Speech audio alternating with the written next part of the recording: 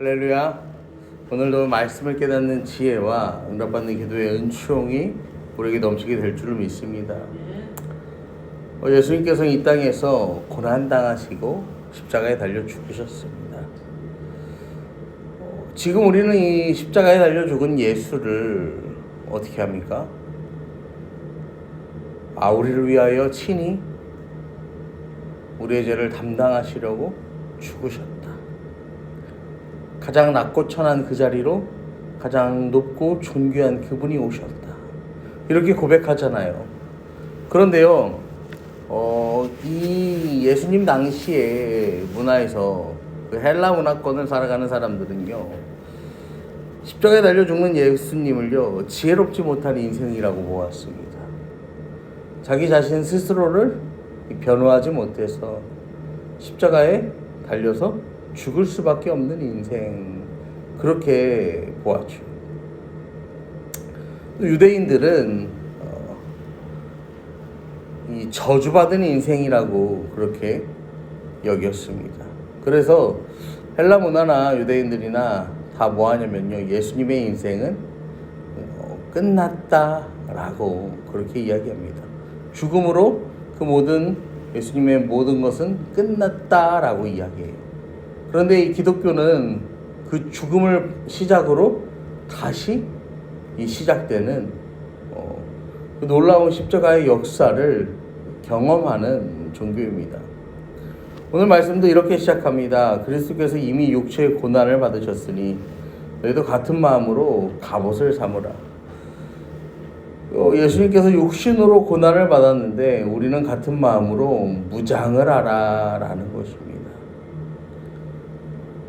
육체의 고난을 이기기 위한 힘이 어디에서 나오냐면요, 우리의 마음에서 나오는 거예요. 우리의 마음을 무장해야 되는 거예요.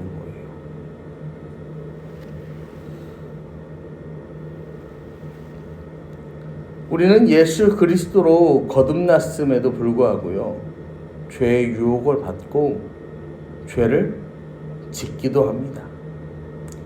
그런데요, 가장 중요한 사실은 뭐냐면요, 예수로 거듭난 인생은요, 죄의 유혹도 받고 죄를 짓기도 하지만 죄와 싸운다라는 것입니다. 죄와 싸우는 것을요, 포기하지 않습니다. 오늘도 실수하고 내일도 실수하고 넘어지지만요, 죄와 싸우는 것을요, 포기하지 않아요. 그냥 여기서 받아들이고 수긍하고, 그래, 그냥 한평생 죄인으로 살지, 이게 아니라는 거예요.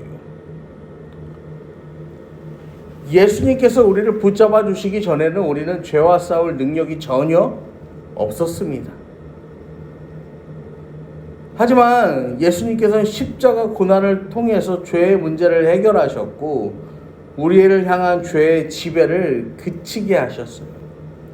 갑옷을 삼는다라는 것은요, 훈련시키다, 무장하다라는 거예요. 우리도 이 마음을 훈련시키고 무장해야 되는 거예요. 그 방법이 뭐냐면요, 2절에 보면 그 후로는 다시 사람의 정욕을 따르지 않고 하나님의 뜻을 따라 육체의 남은 때를 살게 하려 함이라.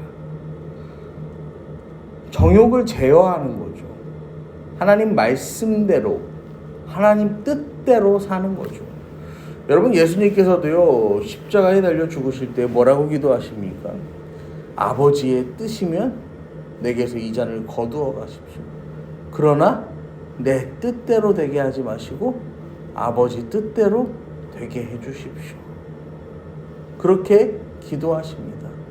예수님도요, 자기 정욕을 위하여 기도하지 않으셨어요.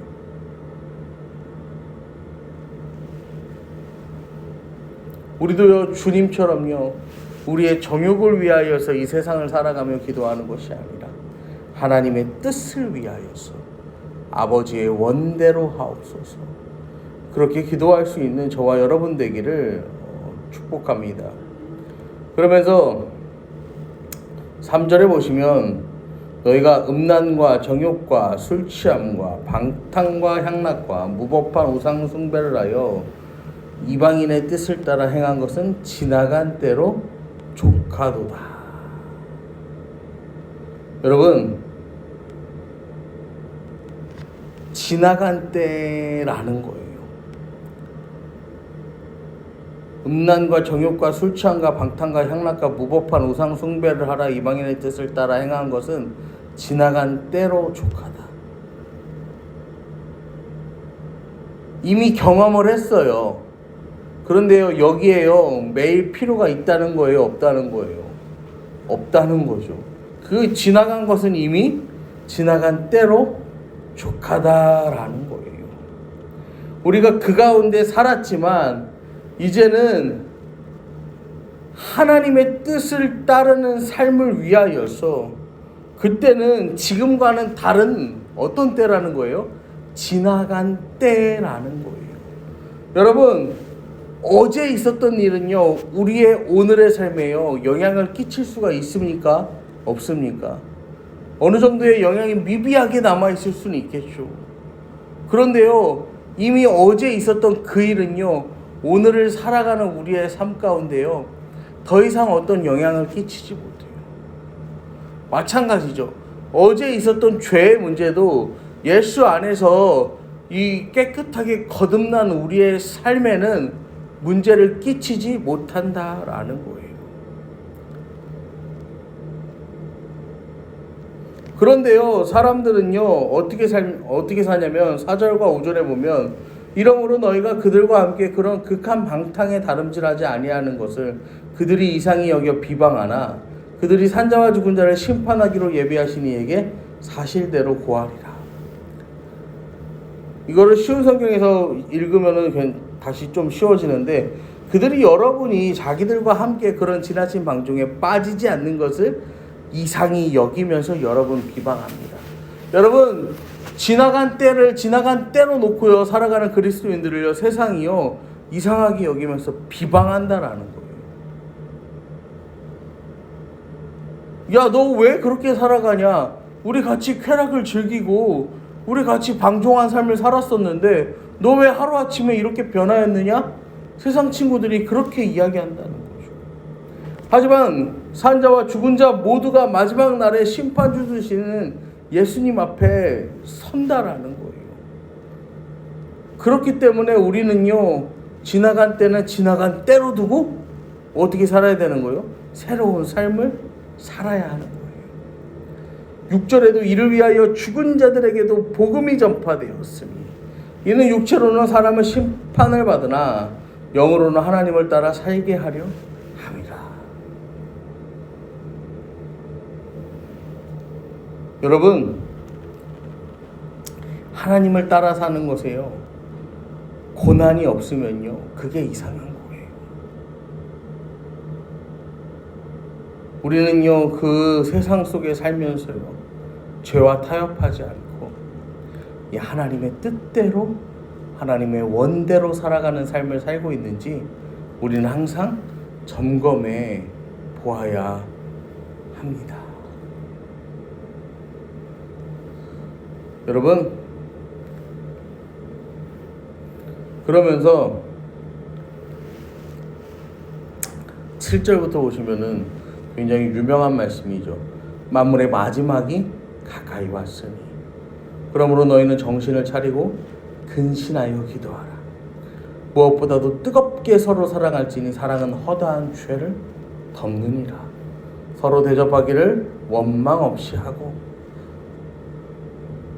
각각 은사를 받은 대로 하나님의 여러 가지 은혜를 맡은 선한 청지기 같이 봉사하라. 만일 누가 말하려면 하나님의 말씀을 하는 것 같이 하고, 누가 봉사하려면 하나님이 공급하시는 힘으로 하는 것 같이 하라. 이는 범사의 예수 그리스도로 말미암아 하나님이 영광을 받으시게 하려 함이니 그에게 영광과 권능이 세세에 무궁하도록 있느니라. 아멘. 만물의 마지막이 가까이 왔다라고 베드로는 이야기합니다. 여러분, 만물의 마지막이 가까이 왔어요. 그러면요, 여기에도 한 발을 걸치고 저기에도 한 발을 걸치고 살아가면 안 돼요. 확실하게 노선을 정해야 되는 거예요. 하나님 나라의 한 발, 세상 나라의 한 발이 아니에요. 그리스도인들은 서로 뜨겁게 사랑함으로써요, 서로의 삶을 위로하고 교회를 견고히 세워야 하는 거예요.